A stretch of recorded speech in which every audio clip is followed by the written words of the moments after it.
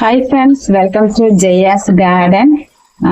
இப்போ ஒரு சூப்பரான ஒரு ஹெல்த்தியான ஒரு பொடி தான் ரெடி பண்ண போகிறோம். அதுக்கு முன்னாடி ஜெயாஸ் கார்டன் சேனலை சப்ஸ்கிரைப் பண்ணல அப்படின்னா சப்ஸ்கிரைப் பண்ணிக்கோங்க. அப்படியே பக்கத்தில் இருக்கக்கூடிய பெல் ஐக்கான ஆல் ஆப்ஷன் போட்டு வச்சுக்கோங்க. முருங்கைக்கீரை பொடி தாங்க ரெடி பண்ணிட்டு இருக்கேன். அது வீட்டில் நம்ம தோட்டத்தில் உள்ளது. அந்த உளுந்தை நாங்களே தான் திருவையில் போட்டு உடச்சி எடுத்து வச்சுருக்கேன். அதில் ஒரு டம்ளர் மட்டும் சேர்த்துருக்கேங்க. நல்ல செவக்க வறுத்து எடுத்துக்கலாம். கையில் எடுக்காம கரியாம வறுத்து இந்த அளவு செவந்ததும் நம்ம எடுத்துடலாம். அடுத்து அதே கடாயில ஒரு டம்ளர் கடலைப்பருப்பு எடுத்துக்கலாம். இதையும் நல்லா செவக்க வறுத்து எடுத்துக்கலாம். மீடியம் ஃப்ளேம்லயே வச்சு வறுத்தெடுங்க.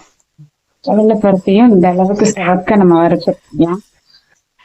அடுத்து ஒரு டம்ளர் அதே அளவுக்கு துவரம்பருப்பு போட்டுக்கலாம். முருங்கைக்கீரை பொடியை பொறுத்த வரைக்கும் இந்த துவரம்பருப்பு சேர்க்கும் போது சுவை கூடுதலா இருக்கும்.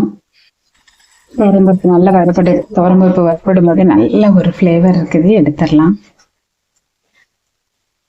அடுத்து ஒரு ஸ்பூன் கிட்ட மிளகு போட்டுக்கலாம்.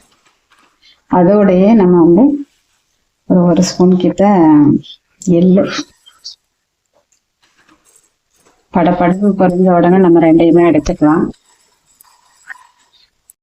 நல்லா பொரிய ஆரம்பிச்சிருச்சு. இந்த ஸ்டேஜ்ல நம்ம பொடிக்கு தேவையான அளவுக்கு கல் உப்பையும் அதிலேயே போட்டு அதையும் நம்ம வறுத்து எடுத்துக்கலாம். அப்படின்னா தான் ஒரு 2 மாசம் வரைக்கும் கெட்டு போகாம அப்படியே இருக்கும். சுவையும் மனமும் மாறாம இருக்கும்.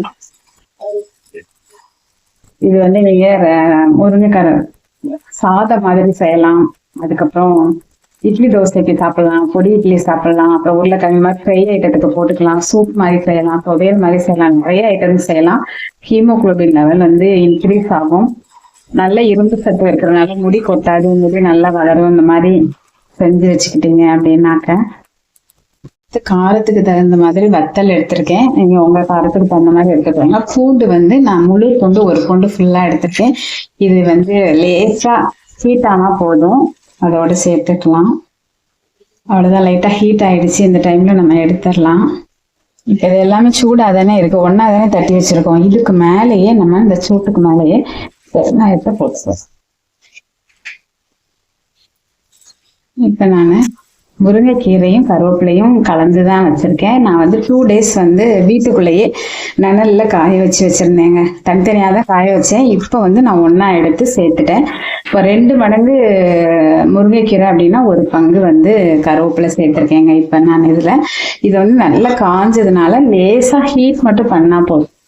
லேசா அந்த ஒரு சூடு வந்த உடனே அரைச்சிடலாம். அரைக்கும் போது மிக்சியில முதல்ல இதை அரைச்சிட்டு கீரையெல்லாம் அரைச்சிட்டு அப்புறமா அதை போடணும்.